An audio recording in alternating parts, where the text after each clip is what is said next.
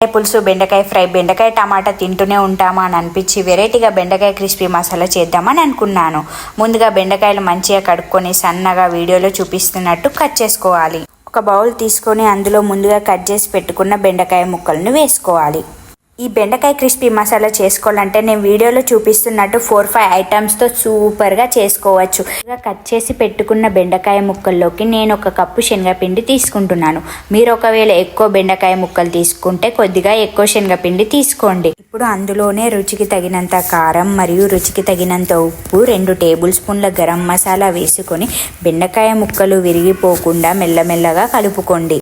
మనం వేసిన శనగపిండి మరియు ఉప్పు, కారం, గరం మసాలా మొత్తం బెండకాయ ముక్కలకు పట్టేలాగా మంచిగా కలుపుతూనే ఉండండి. ఒక 4-5 నిమిషాలు కలిపిన తర్వాత బెండకాయ ముక్కలకు మంచిగా మసాలా పడుతుంది. తర్వాత ఒక పెద్ద సైజు నిమ్మకాయను తీసుకొని దాన్ని 2 ముక్కలుగా చేసుకొని ఈ మిశ్రమంలో పిండుకోండి. ఇలా నిమ్మకాయ పిండడం వల్ల మిశ్రమానికి ఇంకొంచెం ఫ్లేవర్ అనేది యాడ్ అవుతుంది. మసాలాతో పాటు కొంచెం మనం తినేటప్పుడు లైట్గా పుల్లగా కూడా వస్తుంది. దీనివలన మనం తినేటప్పుడు చాలా టేస్టీగా క్రిస్పీగా అనిపిస్తుంది.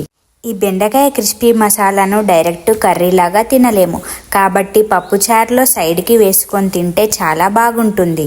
ఇలా బెండకాయ క్రిస్పీ మసాలా చేయడం వలన పిల్లలు లంచ్ బాక్స్లో కూడా చాలా ఈజీగా తినేస్తారు. బెండకాయ తినని వాళ్ళు కూడా బెండకాయ అని గుర్తుపట్టేలా లేకుండా ఉంటుంది ఈ బెండకాయ క్రిస్పీ మసాలా. నిమ్మకాయ పిండుకున్న తర్వాత అందులోనే 1 టేబుల్ స్పూన్ ఆయిల్ వేసుకొని బెండకాయలను స్మూత్గా అంతా పట్టేలాగా కలుపుతూనే ఉండండి. ఈ బెండకాయను ఎంత మంచిగా కలిపితే టేస్ట్ అంత బాగుంటుంది. ముక్కల్లోకి మంచిగా మనం వేసిన అన్ని రకాల ఇంగ్రీడియంట్స్ ముక్కకు పట్టేలాగా మంచిగా కలుపుతూనే ఉండండి. ఇలా కలిపిన మిశ్రమాన్ని ఒక 4-5 మినిట్స్ పక్కన పెట్టుకోండి. ఒక ప్యాన్లో ఆయిల్ పోసుకొని వేడి చేసుకోండి. ఆయిల్ కొద్దిగానే తీసుకోండి, ఎందుకంటే బెండకాయ ముక్కల్ని మనం సన్నగానే తరుక్కున్నాం కాబట్టి కొద్ది ఆయిల్తోనే మనకు క్రిస్పీ మసాలా బెండి తయారవుతుంది. బెండకాయ ముక్కల్ని అంతా ఒకేసారి కాకుండా కొద్దిగా వేసుకుంటూ గోలించుకోవాలి. బెండకాయ ముక్కలు గోలడానికి కొద్దిగా సమయం పడుతుంది, అందుకే మంటను మీడియం ఫ్లేమ్లో పెట్టి గోలించుకోవాలి. ఈ బెండకాయ క్రిస్పీ మసాలా కోసం అంత ఎక్కువ ఇంగ్రీడియంట్స్ కూడా అవసరం లేదు కాబట్టి అన్నీ మన ఇంట్లో ఉండే వాటితోనే ఈజీగా వంట రాని వాళ్ళు కూడా చేసుకోవచ్చు. అలాగే ఎయిర్ ఫ్రైలో కూడా ఈ బెండకాయ మసాలా కర్రీ ఈజీగా చేసుకోవచ్చు. ఈ మిశ్రమంలో మనం నిమ్మకాయ రసం తీసుకున్నాం కాబట్టి మనం గోలించుకునేటప్పుడు కొంచెం కూడా జిగురు అనేది ఏమాత్రం కూడా ఉండదు.